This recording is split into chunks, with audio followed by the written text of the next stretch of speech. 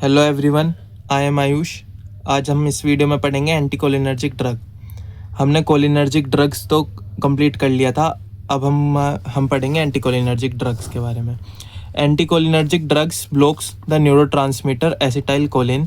जो anticholinergic drug होते हैं वो एसिटाइल कोलिन जो न्यूरोट्रांसमीटर होता है उसको ब्लॉक करते हैं, जिसकी वजह से inhibiting the parasympathetic nervous system, और हमारा पैरासिम्पैथेटिक नर्वस सिस्टम जो होता है वो इनहिबिट हो जाता है, उसके रेस्पॉन्सेज कम हो जाते हैं।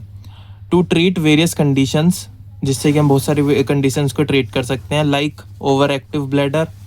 कोई भी ब्लैडर जैसे ओवर एक्टिव है, मतलब कि बार बार उसे यूरिन आउटपुट ज़्यादा आया तो उसे कंट्रोल करने के लिए, पार्किंसंस डिसीज़ के लिए भी यूज़ करते हैं, एंड अस्थमा।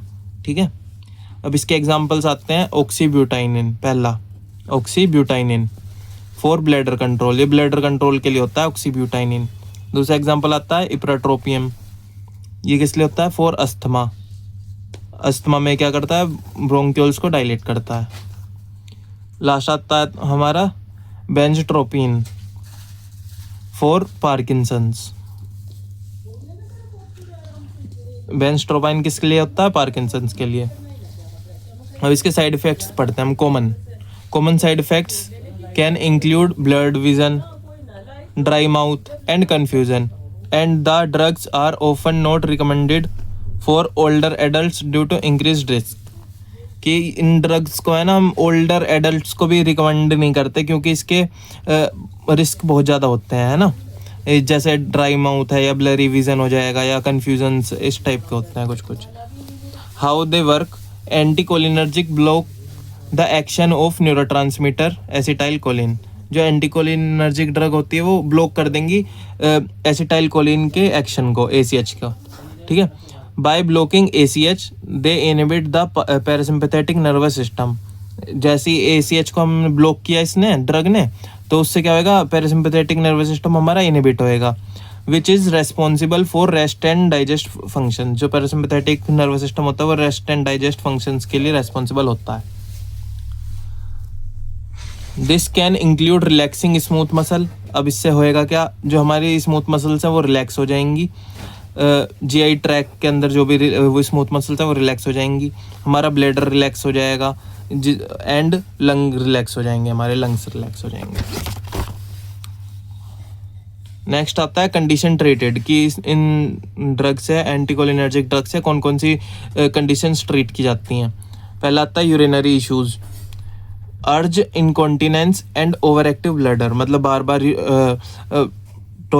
बार टॉयलेट आना या फिर बार बार यूरिन आना, तो उस चीज़ के लिए अर्ज कॉन्टिनेंस होता है कि हाँ हमारा ब्लैडर बहुत ज़्यादा ओवर एक्टिव है। Are treated with drugs like oxybutynin and सोलिफिनेक्सिन।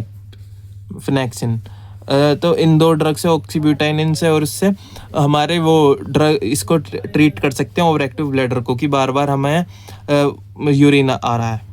ठीक है, दूसरा हमारा पार्किंसन डिसीज़ में हम यूज़ करते हैं इसे। किस लिए करते हैं हम? बस सिम्टम्स को मैनेज करने के लिए यूज़ करते हैं। कौन सा होता है? बेंजोट्रोपाइन। ठीक है, बेंजोट्रोपाइन जो ड्रग है वो हमारा यूज़ होएगा पार्किंसन डिसीज़ के अंदर।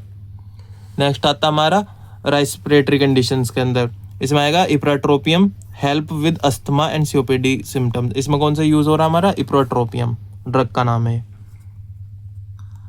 नेक्स्ट आता हमारा गैस्ट्रोइंटेस्टाइनल ट्रैक, गैस्ट्रोइंटेस्टाइनल इश्यूज, जैसे कि डाइसाइक्लोमाइन क्या करता है हमारा? Is use to relieve muscle spasm in GI tract. GI tract के अंदर जितने भी मसल स्पाज्म है अगर, तो वो किसके द्वारा रिलीफ हो सकते हैं? किसकी वजह से रिलीफ होएगा?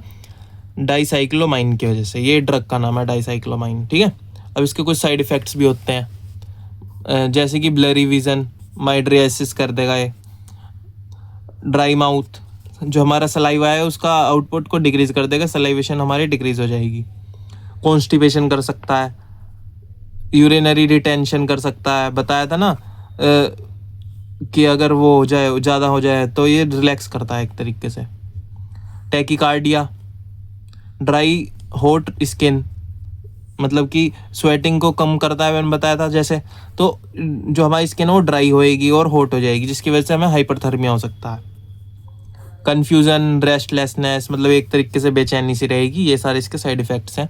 ठीक है, कॉन्स्टिपेशन में कैसे होता है मैंने बताया था, जैसे GI ट्रैक की मसल्स को रिलैक्स कर देगा, स्पाज्म चला जाएगा, तो वहाँ पे उसकी मोटिलिटी कम हो जाएगी हमारे जीआई ट्रैक की, तो उसकी वजह से भी कॉन्स्टिपेशन हो सकता है।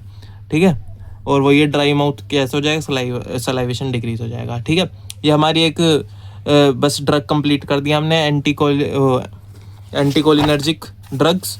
ठीक है, तो इस वीडियो में अभी इतना ही। अगर कुछ डाउट हो तो आप कमेंट में पूछ सकते हो। वीडियो अच्छी लगी हो तो लाइक करना, शेयर करना और सब्सक्राइब करना। Thank you for watching.